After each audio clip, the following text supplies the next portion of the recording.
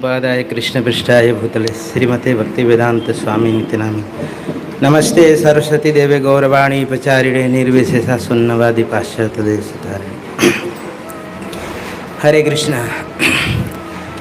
तो आज काफ़ी लोग थोड़ा नए दिख रहे हैं, तो व्यास पूजा क्यों मनाते हैं, उससे क्या, किसके खुशी के लिए, इसमें थोड़ा सा मैं एक लाइन बताऊंगा।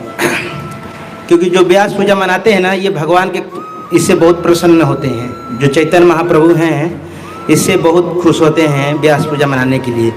क्योंकि जो वैष्णव के आविर्भाव और तिर्भाव जो पड़ता है वो चैतन्य महाप्रभु स्वयं आज्ञा दिए हैं कि ये मनाना चाहिए, करना चाहिए। उससे बहुत प्रसन्न होते हैं जो लोग मनाते हैं, उनके ऊपर चैतन्य महाप्रभु का कृपा प्राप्त होता है। इसलिए हमको व्यास पूजा अपने गुरु के मनाना चाहिए सभी के। क्योंकि बंगला में एक प्यार है, वैष्णव रे आविर्भाव तिरुभावती थी, आप पाले लेना भय सबे गौर प्रेमा निधि। तो चैतन्य महाप्रभु बोलते हैं कि जो वैष्णव के आविर्भाव और तिरुभाव मनाते हैं तो उनको गौरांग महाप्रभु का प्रेम निधि प्राप्त होता है। प्रेम निधि, निधि माने जंगल, पूरा बहुत भयंकर आशीर्वाद प्राप्त होता है। तो आशीर्वाद हम लोग को प्राप्त करना है तो अपने गुरु का व्यास पूजा अच्छे से मनाना चाहिए। तो इसलिए हम मनाते हैं ताकि वैष्णव का मनाने पर भगवान का कृपा प्राप्त होता है। तो हम लोग देखते हैं कि घर में जैसे माता पिता बहुत प्रेम करते हैं माँ, तो उसी तरह जो गुरु होते हैं वो माता पिता से ज़्यादा प्रेम करते हैं। जो भी शिष्य को नहीं आता है वो सब बताते हैं। अभी तो जो है जैसे हम लोग माता पिता जैसे ज़्यादातर खाने में ध्यान देते हैं कि अपने बच्चों को कैसे खिलाएं, कैसे क्या करें के अच्छे से बना करके रेडी करके दें ताकि वो खा सके। तो उसी तरह प्रभुपाद जी हैं कि अपने बच्चों को, जैसे हम लोग हैं सभी लोग, तो उनके ऊपर बहुत कृपा किए हुए हैं। प्रभुपाद जी हम लोग के लिए बहुत कष्ट उठाए हैं इस जीवन में। प्रभुपाद जी जब अमेरिका जाने से पहले वो वृंदावन में राधा दामोदर मंदिर में रहा करते थे। वहाँ रह करके उन्होंने वो जो बुक अपना जो भागवतम गीता है उसको लिखते थे और वहाँ से दिल्ली जा कर के प्रिंट कराते थे। उसको बना करके बुक को रेडी करके वो स्वयं मार्केट में वितरित करने जाते थे। अभी तो पूरा रेडी है खाना प्रसाद के तरह, बस हम लोग को दूसरे को देना है। तो ये सब हमको ध्यान देना चाहिए एक दूसरे को कि ताकि मार्केट में दे सकें, अच्छे से जा करके वितरित कर सकें। तो पूरा मतलब रेडी करके प्रभुपाद जी दे दिया। अभी हमको छपवाना भी उतना मतलब मेहनत नहीं, बस पड़ा हुआ है, ले जाके देना है। जैसे प्रसाद रेडी सर्विस करना है ऐसा। तो ये सब हमको ध्यान देना चाहिए। और प्रभुपाद जी का एक है कि राधा दामोदर मंदिर में रहते थे वृंदावन में, तो वहाँ पे एक बच्चा था। वो बच्चा जो था उसका नाम है, वो जो बच्चा था ना, वो जो राधा दामोदर मंदिर का जो हुंडी था उसमें हुंडी से वो पैसा निकाला करता था।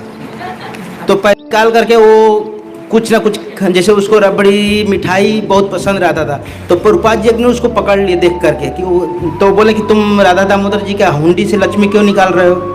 तो बोला कि प्रभुपाद जी मतलब कि ऐसा बोला, प्रभुपाद जी मुझे रबड़ी खाना बहुत पसंद है।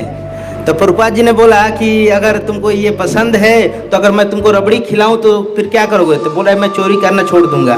तो प्रभुपाद जी ने उनको रोज रबड़ी बना करके भोग लगा के खिलाते थे। वो बच्चा फिर चोरी करना बंद कर दिया, उसको डांटे भी नहीं, कुछ बोले भी नहीं, प्रेम से छोड़ दिया। ऐसा प्रभुपाद जी ने चोरी करने से भी उसको छुटकारा दिला दिए। तो इसी तरह प्रभुपाद जी बहुत सारे अलग अलग किए। और प्रभुपाद जी का जो ग्रंथ है ना वो बहुत अद्भुत है। उसमें जो चित्र भी बने हुए हैं ना, बहुत, वो चित्र में एक न एक सेम टू सेम जो ऐसा आध्यात्मिक जगत में कहीं भी हो रहा है वो सेम चित्र प्रभुपाद जी उसमें डाला गया है बुक में। तो एक बार एक प्रभु जी थे, एक अफ्रीका के प्रभु जी थे जो अभी वो ना जीवीसी हैं बने हुए थे, काफ़ी समय क्या है मैं लिखा हूँ, मायापुर में रहते हैं, श्रीवास प्रभु जी करके हैं। तो जो भक्त नहीं बने थे ना, बहुत पहले की घटना है, तो वो बहुत ज़्यादा दारू पीते थे।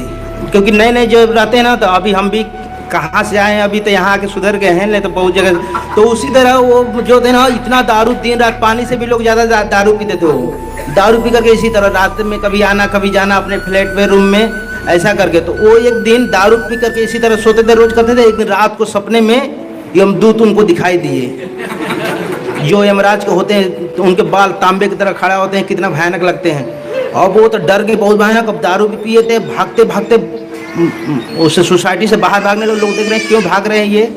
तो भागते भागते तो अरे तो फिर वो अपने आप को कंट्रोल किया, नहीं मैं इसी तरह कर रहा था, ऐसे करके फिर सुबह हुआ, किसी तरह बीता। तब तक उनके घर के आसपास जो इस्कॉन के भक्त लोग होते हैं वो नगर संकीर्तन करते हुए, पुस्तक वितरण करते हुए जा रहे थे उधर से। तो व्यक्ति उधर से गुजर रहा था, तो उसको भी देने लगे, ये लो बुक पढ़ो। ऐसे इस्कॉन का सबका है कि कोई भी गुजरता है तो उसको बुक वितरण करते रहते हैं। तो वो बुक दे रहे थे, तो बुक वो ले लिया, देखने लगा क्या है, क्योंकि जो पढ़ते नहीं है ना तो वो चित्र देखते हैं, क्या चित्र। तो उसमें ना एक भागवतम का कौन सा स्कंद है जो भागवतम का, उसके पीछे चित्र बना हुआ है यमदूतों का। तो छठा है भागवतम का। तो उसके पीछे का वो चित्र देख लिया, वो डर गया, पूरा कांपने लगा, उसको रोए खड़े हो गए, अरे यार ये तो मेरे सपने में यही सेम आए थे ना। तो फिर वो लोग पूछे कि अरे ऐसा क्यों हो गया, तुमको क्या हुआ। तो वो बताने लगे प्रभु जी से कि ऐसा ऐसा हुआ कि मैं रात में सपने में मेरे आए हुए हैं, जो कि वो फोटो में पहली बार देखा, मतलब सेम सपने में भी देखा था जो कभी देखा नहीं था। तो उसको देख करके वो कांपने लगा। फिर वो लोग पूछे क्या हुआ, तो वो बताने लगा कि ये लोग मेरे सपने में आए थे, इससे बचने का उपाय बताइए, कहीं एक पुस्तक ले जाओ, इसको पढ़ो, तुम बच जाओगे। तो वो जाके पुस्तक लिया, पढ़ा, तो फिर उसको धीरे धीरे सब नाशा वसा करना सब छोड़ दिया। तो समझिए प्रभुपाद जी के पुस्तक से उसको दारू पीता था, क्या करते थे, वो आज बहुत बड़े भक्त बन गए हैं, समझ रहे हैं। तो इससे ये होता है। और एक बार जो प्रभुपाद जी के पुस्तक जो वितरण कर रहे थे, एक ट्रेन में जा रहे थे भक्त लोग वितरण करते हुए, एक भक्त थे वितरण कर रहे थे, अकेले थे, और एक दूसरे लोग रहते हैं आम जनता जो परेशान करने के लिए भक्तों के होते हैं। तो बुलाए कि ये इधर है, तो बोले कि ये बुक कितने का है, एक बुक लिए। तो बोले कि तब प्रभु जी एक जो थे वो बोले 60 रुपये का है। तो बोले कि तुम लोग इस्कॉन वाले बहुत महंगा बुक बेचते हो। तो वो बोले कि आपका टिकट कितने का है। तो वो बोला कि 250 का टिकट है। तो कहाँ तक गए, तो वो बोले कि यहाँ से दिल्ली तक का है, ऐसा बताएं। तो दिल्ली, तो उसके आगे जा सकते हो, तो नहीं। तो बोले कि ये 60 रुपये का बुक है ना, अगर इसको लेकर के तुम पढ़ोगे ना तो आध्यात्मिक जीवन तक जा सकते हो, कहीं रोक टोक नहीं बीच में आएगा, तुम बीच में इससे आगे नहीं जा सकते हो जो टिकट लिए हो। तो ऐसा करके तो